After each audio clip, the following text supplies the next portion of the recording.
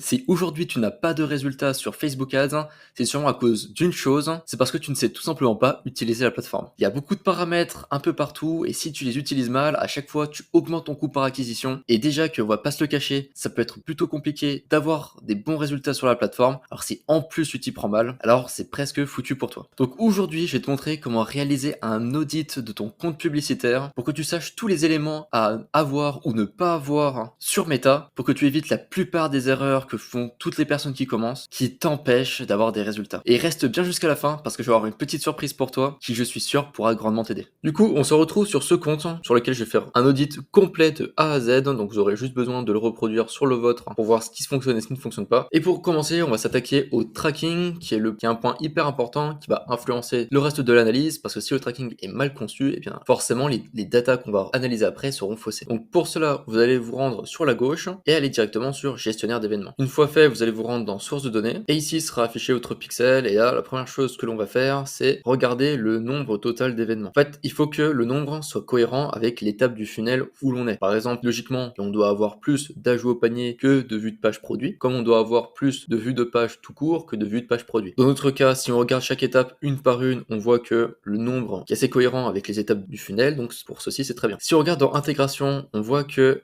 les événements sont envoyés depuis deux endroits, l'API de conversion et le navigateur. Donc c'est très bien que l'API de conversion soit installée. Et si la marque aurait voulu aller plus loin, ils auraient même pu installer un tracking server-side. Mais vu qu'ils débutent, c'est pas forcément l'investissement le plus rentable à faire au début. Maintenant, on va pas le faire vraiment ici, mais si on va dans événements de test, on va tout en bas. Ici, vous pouvez mettre l'URL de votre site web et simplement tester les événements un par un. Par exemple, vous allez faire un ajout au panier, vous allez regarder si l'ajout au panier s'active bien, elle sur la page de paiement initiée et même faire un faux achat pour voir si tout s'active bien correctement. Ça prend un peu de temps, qu'on va pas le faire ici, mais vous savez les étapes à faire. D'ailleurs, également, si vous avez installé l'API de conversion, normalement vous recevrez deux fois les mêmes événements, mais il y en a un qui devra être dédupliqué, donc ce sera écrit dédupliqué, pour être sûr que les événements ne sont pas comptés deux fois et que ça permette simplement d'améliorer le tracking. Également, si on va dans paramètres, on peut s'assurer que la correspondance automatique avancée a bien été activée. Ici, si on descend, on peut voir que c'est bien le cas, c'est activé. Ça va permettre, grâce aux algorithmes de Facebook, d'attribuer plus de conversions et de mieux connaître ses clients cibles. Une fois fait, maintenant, on peut aller attaquer la partie audience. Donc la partie audience, ça va nous permettre de créer des audiences personnalisées que l'on va pouvoir réutiliser dans les campagnes pour cibler ou exclure une typologie de personnes précises. Donc là, on peut voir qu'actuellement, il y en a que deux qui sont créés, acheteurs 30 jours et visiteurs 30 jours. C'est vraiment le minimum que l'on peut créer. Je pense que vu la taille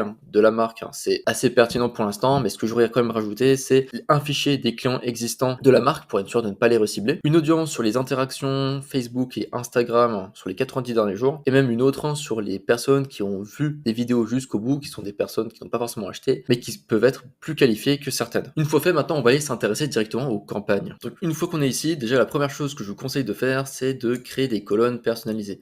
Donc moi, j'ai créé mon propre tableau sur le compte qui me permet d'avoir mes données qui sont structurées comme je le souhaite pour avoir toutes les informations dont j'ai besoin pour analyser la pertinence de la stratégie du compte. De base, vous aurez sûrement Performance and Click qui vous donneront simplement les CPM, le coût par clic et le taux de clic. Et si vous voulez beaucoup plus loin et avoir d'autres métriques comme le hook rate, le hold rate, le taux d'ajout au panier, etc., bien j'ai fait une vidéo sur le sujet qui vous explique comment créer des KPI personnalisés et les enregistrer dans une colonne prédéfinie comme j'ai fait moi. Si ça vous intéresse, je vous ping la vidéo en question qui permet de le faire juste au-dessus. Et du coup, une fois que ça c'est fait, eh bien on va commencer par analyser les statistiques sur les clics. Alors déjà ce qu'on voit là c'est qu'on n'a pas de data qui est affichée, donc on va regarder sur une période pertinente assez proche pour avoir des datas qui sont assez d'actualité. Par exemple nous on va regarder sur tout le mois de décembre. Là on peut voir que il y a eu que 58 € dépensés, donc c'est pas énorme.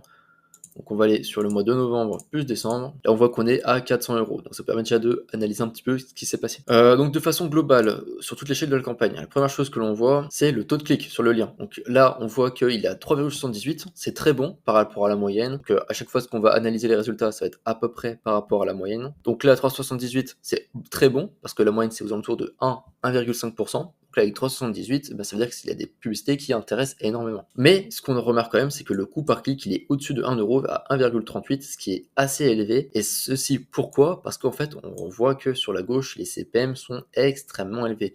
En France, on est sur une moyenne de 5 à 7 € pour toucher 1000 personnes. Et on voit qu'on est à 52 €. Donc la personne paye quasiment 10 fois plus cher que les autres. Ce qui forcément impacte énormément son coût par clic et donc forcément sa rentabilité. Concernant les causes de ces CPM élevés, il peut y avoir plusieurs raisons. Ça peut peut être lié à la pertinence des publicités, au fait qu'ils soient sur un secteur concurrentiel, ou simplement à la période. Donc si on regarde, c'était sur la période novembre-décembre, qui est une des périodes où il y a le plus de concurrence durant l'année, où les CPM sont généralement plus hauts. Maintenant, si on continue à regarder les autres statistiques, on peut regarder les statistiques plus au niveau de la publicité. Donc là, première chose à faire attention, on peut voir que c'est à 35%, sauf qu'en réalité, ça reprend toutes les publicités. Donc s'il y a des images, ben forcément, ça va compter comme 0. En termes de pourcentage, ça va faire baisser la moyenne. Donc on va directement se rendre sur les ensembles de publicité. Donc là, on peut voir qu'il y a seulement des images dans cet ensemble-là, parce que ça a été bien nommé, ça c'est un point qu'on verra juste après. Et donc si on regarde un peu plus en détail, on voit que si par exemple on exclut directement les... Hop, donc à l'aide d'un petit filtre, on arrive à enlever tous les ensembles de publicités sur lesquels on a des images. Si on regarde uniquement les vidéos, en moyenne le hook rate est à 40%, donc pareil, c'est une très bonne statistique, parce qu'en moyenne on est plus autour de 30 à 35%. Et également sur le hold rate, par contre là on voit qu'on est à 8%, ce qui est un peu plus faible que la moyenne. Donc là clairement ce qu'on peut dire c'est que en moyenne ces vidéos sont très performantes au niveau de l'introduction, mais par contre le contenu est moins pertinent et finalement les personnes partent avant même d'avoir terminé la vidéo. Donc maintenant, si on continue d'analyser le reste des résultats et qu'on va plus au niveau de la campagne, on peut voir le taux d'ajout au panier. Actuellement il est à 9%, ce qui est plutôt moyen. Donc la moyenne sera entre 8 et 12%, 9%, sachant que ces produits ne sont pas extrêmement chers, ça pourrait être améliorable, mais ce n'est pas catastrophique non plus. Maintenant, on voit que entre l'ajout au panier et le paiement initial, on est à 55%, donc c'est la moyenne, c'est très bien. Et là où on a un peu plus de pertes, c'est au niveau du taux de conversion, donc le conversion rate, où là on est à 1,36%, ce qui est plutôt faible, et on va le voir, mais ne lui permet pas d'être rentable sur Meta. Mais un point positif que l'on peut noter, c'est sur au niveau du panier moyen, on voit qu'on est actuellement à 131 € en moyenne par achat, ce qui permet de faire pas mal de marge pour avoir facilement des résultats sur la plateforme. Un point rapide que j'ai oublié de mentionner, c'est le landing page view drop rate, donc c'est cette statistique-là. Ça mesure le taux de personnes que l'on va perdre entre celles qui cliquent sur la publicité et celles qui arrivent sur la page destination. Donc il peut y avoir plusieurs raisons à cela, notamment le temps de chargement du site, ou alors tout simplement que les personnes n'aient pas fait exprès de cliquer sur la publicité et partent. Donc là, on a regardé les statistiques au niveau de la campagne. Si on regarde sur chaque ensemble de publicité, on verra sûrement qu'il y a plusieurs campagnes qui sont meilleures que d'autres, et notamment que le budget dépensé n'est pas réparti équitablement sur chaque ensemble, notamment si on trie par montant dépensé, on voit que plus d'un quart du budget a été dépensé sur cet ensemble-là, et qu'on est assez équitable sur le reste. Finalement, si on regarde même justement cette unique campagne qui a le mieux fonctionné, on voit que le taux de clic était quand même encore plus élevé que ce qu'on a pu voir, à 4,57%, et que le reste des statistiques en moyenne était plus élevé, donc même que finalement cette campagne était assez rentable, parce que pour chaque achat à plus de 130 €, ça ne coûtait que 61 €. Donc après, il faudrait voir la marge de la personne pour voir si effectivement elle gagnait de l'argent ou non. En tout cas, ça veut dire que c'est cet ensemble de publicités-là qu'il faudrait développer pour améliorer ses performances. Et même maintenant, à l'intérieur de cet ensemble de publicités, on peut regarder chaque publicité qui a été diffusée. Et si on regarde indépendamment, on voit que le taux de clic le plus haut, il est sur cette publicité-là. Alors bien sûr, à chaque fois, il faut regarder par rapport au montant dépensé. Donc là, comme on le voit, elle a dépensé que 3,46 €, donc c'est pas un chiffre qui est significatif. Que les seuls où on peut avoir vraiment des statistiques qui sont assez intéressantes, c'est sur la première et la deuxième. Donc la première qui avait un coût par clic qui était plutôt élevé, et finalement qui n'avait pas forcément un ajout au panier plus grand, mais qui avait réussi à faire une vente. Donc moi dans ce cas-là, ce que je vois, c'est que si la publicité ne serait pas rentable, ce qui n'est pas forcément le cas, je l'aurais arrêté. Mais dans l'autre cas, là on voit qu'actuellement, elle a un coût par résultat intéressant par rapport au panier moyen, donc je l'aurais laissé. Et soit j'aurais augmenté le budget là-dessus, soit j'aurais augmenté le budget simplement sur l'ensemble de publicités, et du coup laisser cette publicité-là commencer à diffuser toute seule un peu plus, soit je l'aurais directement pris et mis dans un autre ensemble pour la tester individuellement. Et bon, on va pas s'attarder là parce que c'est pas le but de la vidéo. À présent, une fois qu'on a regardé un peu les statistiques et qu'on a vu qu'est-ce qui était bon ou qu'est-ce qui n'était pas bon dans la campagne, on va pouvoir regarder plus en détail les créas. Donc par exemple, on va prendre les 3 qu'on dépensé le plus et voir ce qu'on peut y noter. Donc tout d'abord, on peut regarder la structure et le système de comment sont nommées les publicités. Donc actuellement, la structure qui est présente, je la connais parce que c'est moi qui l'ai faite. Et donc, ce qu'on peut noter, c'est que le premier élément qui est écrit en haut ici, là où c'est écrit question, c'est le nom du concept. Donc c'est de quelle façon on va présenter la publicité. Donc là actuellement, question, donc ça veut dire que le but de la publicité, ça va être de poser une question à la personne pour justement l'intriguer si jamais c'est une question qui l'intéresse. Ce qu'on voit après le deuxième tiret, donc ce qu'il y a écrit ici, UGC, c'est le format de la vidéo. Donc soit c'est des vidéos, soit c'est des images, soit c'est des UGC comme ici. Et le troisième point, ça va être l'angle de communication, donc c'est qu'est-ce qu'on va mettre en avant dans la publicité. Actuellement ici, si on le regarde un peu plus au global, on voit qu'on met surtout en avant un problème ou un bénéfice. Et le quatrième point que l'on ne voit pas forcément écrit partout, du coup, c'est l'angle, c'est le persona que l'on cible dans la vidéo ou l'angle d'attaque du produit. Donc ici, soit on va mettre en avant quelque chose par rapport aux yeux, soit on va parler d'un élément par rapport à la peau. Et lorsqu'il y a écrit tout, ça veut dire qu'on essaie de mettre tous ces éléments en avant dans la vidéo. Donc concernant la structure et comment sont nommées les publicités, Personnellement, c'est ce que je recommande. Ça permet justement de, sans même avoir besoin de cliquer sur la publicité, de comprendre parfaitement comment est faite la publicité, qu'est-ce qu'on va retrouver dedans et de quoi ça va parler, et lorsqu'on analyse les résultats, de savoir qu'est-ce qui fonctionne. Par exemple, très rapidement, si on regarde les endroits où on a eu des résultats, c'était sur les publicités qui parlaient d'un problème qui était sous forme de question, sous le format UGC. Bien sûr, le compte n'a pas dépensé énormément d'argent pour qu'on puisse généraliser cette vérité, mais ça donne quand même une première source d'information sur laquelle on pourrait itérer par la suite. Maintenant, si on regarde un peu plus en détail dans une publicité, donc on va prendre celle qui a le plus dépensé. Donc voici ce que l'on peut noter. Tout d'abord, si on regarde les placements, ça va être un petit peu flouté pour vous sur la droite. On peut voir que les vidéos sont adaptées aux placements, qui sont au format vertical pour les formats story et reels, et plus carré même du 4/5e pour le feed d'actualité. À présent, si on regarde le texte principal, le titre et la description, là, il y a pas mal de choses à améliorer. Concernant l'analyse du texte principal, on peut voir que comme dans la vidéo, on pose une question à la personne, donc ça reprend un peu le même angle, donc c'est plutôt pas mal. Après, on met en avant le produit, on met en avant les bénéfices avec à la fin un petit call to action. Je trouve que ce texte il est assez améliorable, c'est-à-dire que au lieu de mettre les bénéfices sous forme textuelle comme ceci, on aurait pu mettre des bullet points qui auraient permis d'aller droit au but et d'être beaucoup plus facilement lisible par les personnes. Parce que souvent, quand on a des pavés de texte comme ça, on ne va pas les lire. Pour le call to action, il est pas mal, mais on aurait pu mettre quelque chose de plus incitatif, comme par exemple une réduction pour le premier achat, ou des réductions à durée limitée, ou même de la réassurance pour apporter un peu de preuve sociale, qui manque un petit peu au texte. À présent, si on regarde le titre, on met en avant la même proposition de valeur que dans la vidéo, donc c'est plutôt intéressant. Et ce qu'on peut remarquer, c'est que dans les prévisualisations qu'il y a sur la droite, on voit que le texte est un petit peu trop grand, parce qu'en fait, il n'apparaît pas tout entier dans la prévisualisation. Donc ce que j'aurais pu conseiller là, c'est d'essayer de raccourcir le titre, ou alors de changer le call to action, qui ici est actuellement en savoir plus, mais si on met par exemple acheter, qui est écrit plus court, ça permettra d'afficher plus de texte. Également, ce qu'il faut savoir, c'est que lorsque le titre est trop long, ça va cacher la description qui aurait été écrite en dessous. Là, actuellement, dans description, c'est le nom de la marque. Donc, c'est pas forcément ce qu'il y a de plus intéressant parce qu'on le voit déjà en haut lorsque la publicité apparaît et il est également écrit dans la publicité. Donc là, moi, ce que j'aurais fait, c'est mettre plutôt en avant de la preuve sociale en mettant, par exemple, noté 4,8 sur 5 avec des étoiles. Pour le call to action, il y a écrit en savoir plus, que ce soit en savoir plus ou acheter. Il n'y a pas vraiment beaucoup de différence. Moi, de façon pertinente, si j'essaye de vendre un produit, je vais mettre acheter. Comme ça, on n'a pas de problème. Sur les étiquettes d'information, ça n'a pas forcément beaucoup d'importance. Ça va être affiché très peu souvent. Et ce que je vous conseille, c'est d'activer seulement celles qui sont plutôt assez flatteurs. Par exemple, ne mettez pas le nombre de likes que vous avez sur votre page si vous venez de commencer, parce que c'est pas forcément un élément qui va vraiment rassurer les personnes. Si on descend, on arrive sur le contenu publicitaire Advantage Plus. Donc ça, c'est un point qui est vraiment important et dont beaucoup de personnes font l'erreur, c'est de activer pratiquement toutes ces améliorations. Sauf qu'en réalité, même si c'est écrit assez joliment, qu'on pourrait croire que ça va vraiment aider aux performances, la plupart du temps, ça va modifier vos publicités d'une certaine façon qui n'est pas forcément pertinente, vu que si vos publicités sont déjà bien faites à la base, elles n'ont pas besoin d'être modifiées. Donc ce que je vous conseille, c'est de toutes les désactiver, sauf commentaires pertinents. Dans des cas où vous vendez une collection de produits, vous pouvez ajouter des articles du catalogue, et dans ce cas-là, choisir un catalogue spécifique que vous aurez créé, qui présente également la collection que vous présentez dans la publicité, là où dans ce cas-là ce sera pertinent, mais sinon je ne conseille pas vraiment de le faire. Lorsqu'on descend, on peut voir l'URL du site web, donc là actuellement la personne elle redirige vers la page produit du produit qu'elle présente, donc ça c'est très bien. Et en lien d'affichage, on va mettre le nom de la marque avec .com, ce qui permet de ne pas afficher ce gros lien qu'on a juste au-dessus, qui n'est pas forcément très attirant. Lorsqu'on descend, on voit qu'on n'a pas d'extension de navigateur, donc ça c'est normal. La langue, vu qu'il cible que des pays francophones, c'est normal qu'il n'y en ait pas. Et là actuellement on voit que pour les paramètres d'URL, il y a bien des UTM qui sont configurés. Donc les UTM, ça permet d'analyser la source de trafic sur votre site web, parce que ça va l'ajouter du coup dans votre URL. Par exemple, Shopify, si vous êtes dessus, puisse savoir qu'il y a des personnes qui sont venues avec cette URL spécifique, et que s'il y a des ventes qui sont attribuées dessus, ils puissent l'attribuer du coup à cette campagne spécifique. Donc ça vous permet d'améliorer votre attribution en regardant sur votre site et en même temps sur Meta. Je t'arrête 30 secondes pour te dire que si la vidéo te plaît, n'hésite pas à laisser un like pour le soutien et à t'abonner si tu ne veux rater aucun contenu pour devenir une prude sur Facebook Ads. Allez, je te laisse 3 secondes pour le faire et après on peut continuer.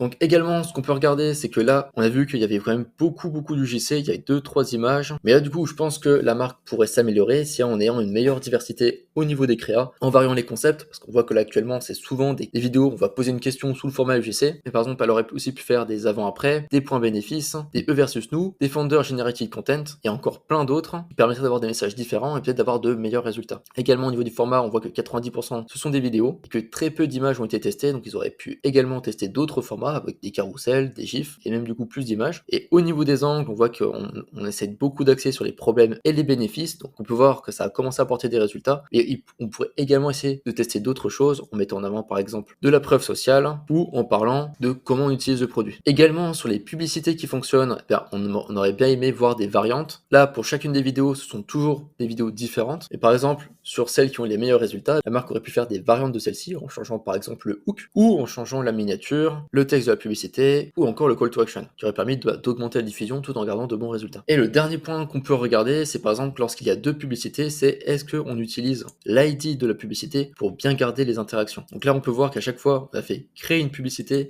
et qu'on n'a pas fait utiliser une publication existante, ce qui permet d'être sûr que lorsque par exemple une publicité sera likée sur une autre campagne, et bien que les interactions soient bien comptées sur cette publicité-là. Ça vous permettrait d'avoir beaucoup plus rapidement de la preuve sociale et donc des publicités qui ont plus de crédibilité et qui auront plus de chances de convertir. À présent qu'on a regardé un peu plus en détail les publicités, on va pouvoir regarder un peu la structure du compte et comment elle est construite. Là actuellement, on voit qu'on a seulement une campagne d'acquisition qui est faite. Donc on peut le savoir parce que de la même façon, la nomenclature a bien été conçue. Donc là, je comprends très rapidement que ça c'est une campagne d'acquisition, ce qui est écrit assez cul, qu'elle cible la France, la Belgique et la Suisse, qu'elle a un objectif de vente et ABO c'est par rapport au budget, donc le budget est mis au niveau de l'ensemble des publicités. Donc vous voyez c'est très important parce que là en un clin d'œil, je peux avoir toutes ces informations alors que si j'aurais voulu les vérifier parce que la campagne se serait appelée campagne 1, ben j'aurais dû cliquer à chaque fois sur modifier, regarder les paramètres pour savoir ce qui a été mis en place alors que là c'est très clair. Donc par rapport à ça, du coup là je vois qu'il n'y a qu'une seule campagne d'acquisition. Ce que j'aurais fait c'est également ajouter une campagne de retargeting qui aurait permis d'avoir des résultats peut-être plus facilement sur les personnes qui ont déjà eu des interactions avec la marque et qui sont plus qualifiées pour acheter. Maintenant, si on regarde dans les ensembles de publicités, on voit qu'il y a eu beaucoup d'ensembles de publicités qui ont été faits. On voit qu'il y a eu une, du coup, qui ciblait les femmes de 18-65 ans sur la peau, une autre sur la skincare, une autre sur le broad, donc sans ciblage, et encore des autres sur la soie avec la peau, une autre sur la soie. Donc là, ce qu'on peut voir, c'est qu'il y a eu beaucoup d'audiences qui ont été faites. Et du coup, si on regarde bien, finalement, on n'a pas énormément testé d'intérêt, parce qu'on a testé la soie, la skincare et le broad. Et en fait, le reste, si on regarde bien, c'est le même ensemble de publicités, mais à chaque fois, on a défini quel angle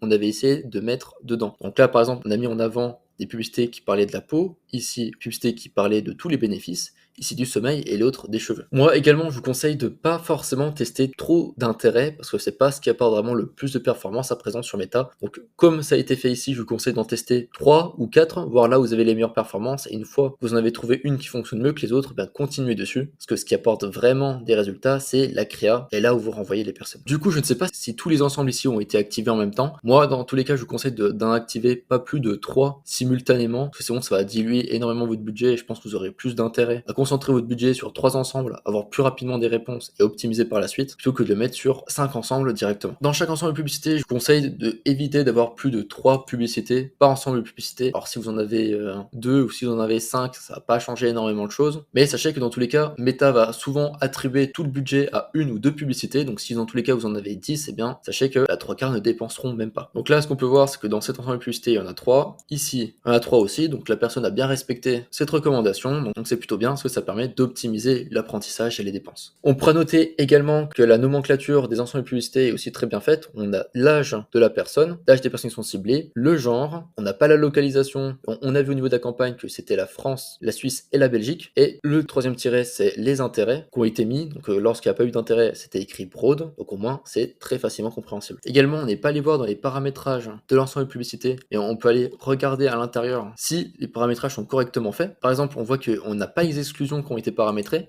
Donc là, ce qui aurait été bien de faire, c'est exclure les acheteurs et les visiteurs de ces ensembles de publicité-là pour éviter de retoucher les personnes qui ont déjà converti. On peut voir qu'actuellement, on est sous des paramétrages d'audience Advantage Plus, donc ça permet en fait justement, comme c'est écrit juste en dessous, de toucher des personnes qui sont en dehors de notre ciblage, hein, si jamais ça permet d'améliorer les performances. Donc moi, je vous conseille de le laisser activer, sauf en retargeting, dans quel cas, on ne veut pas forcément que l'algorithme touche des personnes qui n'ont pas visité notre site web ou qui n'ont pas eu d'interaction avec nous. Concernant la taille des audiences ciblées, là on voit qu'actuellement, on a entre 14 et 17 millions de personnes, donc c'est des audiences qui sont plutôt larges, même s'il y a des intérêts. Donc c'est pas forcément dérangeant que l'audience soit trop large, par contre ça va être dérangeant si elle est trop restreinte. Moi je vous conseille d'éviter de descendre en dessous de 1 million de personnes, sauf si du coup vous avez des obligations d'un point de vue géographique sur les personnes que vous pouvez toucher. Mais pour améliorer la performance, je vous conseille quand même d'éviter de descendre en dessous d'1 million. Pour les placements, c'est bien un Advantage Plus, c'est ce que je conseille de laisser, parce que ça vous fait plus de placements et plus d'endroits où toucher des personnes, qui vous permettra d'avoir des CPM sûrement moins chers, et aussi du coup de meilleures performances. Donc on voit que le lieu paramétré, c'est bien celui qui était écrit au niveau des campagnes, donc c'est la Belgique, la Suisse et la France, que le budget est bien défini au niveau des ensembles de publicité, comme on peut le voir qu'il est défini ici. Soit sinon, ça veut dire qu'il aurait été défini au niveau de la campagne, comme on peut aller le voir ici, et bien ce n'est pas le cas puisque cette option ici est décochée. Une autre chose qui est importante qu'on peut regarder, c'est si l'objectif de campagne est bien défini. Là, on voit que le type d'achat est surenchère, donc c'est très bien. L'objectif de la campagne est en vente, et si on regarde au niveau des ensembles de publicité, on peut voir que l'objectif de performance est de maximiser le nombre de conversions, et c'est bien sur les achats, donc c'est très bien, ça permet justement à Meta de lui dire qu'on veut des achats et pas simplement de simples visiteurs ou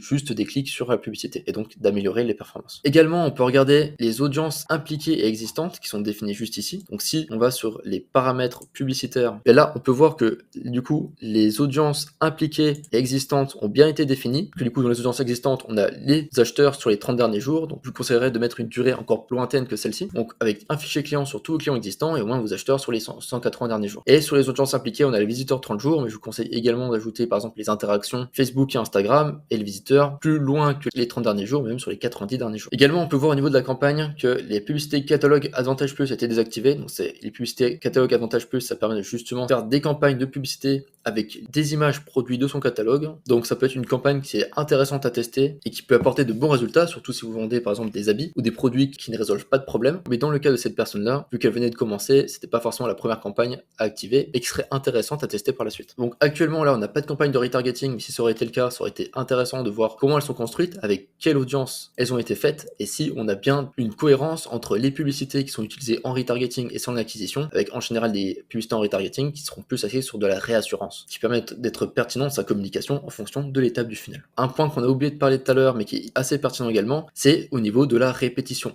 Donc elle doit être entre 1 et 2 en acquisition et 3 et 4 en retargeting en moyenne. Donc là, en acquisition entre 1 et 2, donc c'est très bien. Et si on aurait eu une campagne de retargeting, on aurait dû faire bien attention que le budget n'était pas trop élevé et qu'on n'ait pas une répétition qui soit au-dessus de 5 ou 6. Dans quel cas, si on est affiché trop de fois devant les mêmes personnes, eh bien ça devient plus pertinent parce que les personnes ne vont pas acheter et finalement ça va même les saouler à partir d'un moment et avoir un impact négatif sur vos ventes. Donc c'est aussi un point qui est très important à regarder. Concernant le choix qui a été fait de faire des publicités en ABO, donc avec le budget au niveau de l'ensemble des publicités, je trouve que c'est un choix qui est judicieux parce que vu que la marque vient de commencer actuellement, elle essaie plutôt de faire des tests et donc pour avoir des tests qui sont cohérents, il faut dépenser des budgets qui soient similaires. Parce que si sur un ensemble de publicité, par exemple, on dépense 50 € et sur l'autre ensemble de publicité, on a dépensé seulement 10 et qu'on veut comparer les résultats, bah, ce sera pas pertinent parce que l'une aura eu une phase d'apprentissage plus longue et aura des résultats plus représentatifs que l'autre. Donc finalement, on ne pourrait même pas vraiment prendre de vraies décisions. On peut également regarder si la marque a mis en place des règles automatiques. Si on appuie sur gérer les règles, on remarque qu'il n'y en a aucune qui a été faite. Alors, vu qu'elle a un petit budget, c'est pas forcément très dérangeant, mais moi je conseillerais quand même de créer des règles qui permettent de désactiver des publicités si elles ont dépensé trop d'argent sans faire de vente, pour éviter de dépenser de l'argent dans le vent. On peut également regarder l'attribution des ventes, si elles sont attribuées aux 7 jours clics ou 1 jour vu. Donc c'est une option qui est très peu regardée, qui est pourtant très importante. Donc là actuellement c'est sur 3 ventes, donc c'est pas forcément ce qu'il y a de plus représentatif. Et du coup, pour avoir cette option, il faut aller sur colonne et regarder comparer les paramètres d'attribution. Ici, comparer clic à 7 jours et vue à 1 jour. Et donc là, ce qu'on peut voir, c'est que toutes les ventes sont attribuées à des clics à 7 jours, donc ça veut dire que la publicité a un vrai impact sur les ventes qui ont été réalisées. Parce que si il y aurait eu plus de ventes qui auraient été attribuées au 1 jour vu, c'est-à-dire que c'est des gens qui ont vu la publicité, qui n'ont pas forcément cliqué dessus et qui ont fait un achat après. Et ça veut dire souvent que c'est des personnes qui auraient acheté même si elles n'auraient pas vu la vidéo. Donc les pubs n'auraient pas eu un très gros impact. Hop, qu'on peut remettre comme c'était avant. Maintenant que l'on a vu tout ça, on peut savoir quels sont les points les plus importants à développer. Pour faire un récap sur cette marque, les points qui manquent du coup, c'est une campagne de retargeting, des exclusions dans les ensembles de publicité, un manque de diversité sur les créatives, des améliorations à apporter au niveau du texte des publicités, l'ajout de règles automatiques, l'ajout d'audience personnalisée et également une amélioration au niveau du site web que l'on n'a pas regardé en détail dans cette vidéo, mais qui en augmentant le taux de conversion permettra de améliorer aussi les résultats sur Meta. Donc comme je te l'ai promis au début, je vais te mettre dans la description de cette vidéo une checklist avec tous les points qu'on a vus un par un que tu pourras cocher en regardant ton propre compte publicitaire pour te faire ton propre audit sur Meta. Donc c'est gratuit, le lien est juste en description. À présent, je te redirige sur cette vidéo sur Facebook Ads qui je suis sûr devrait te plaire.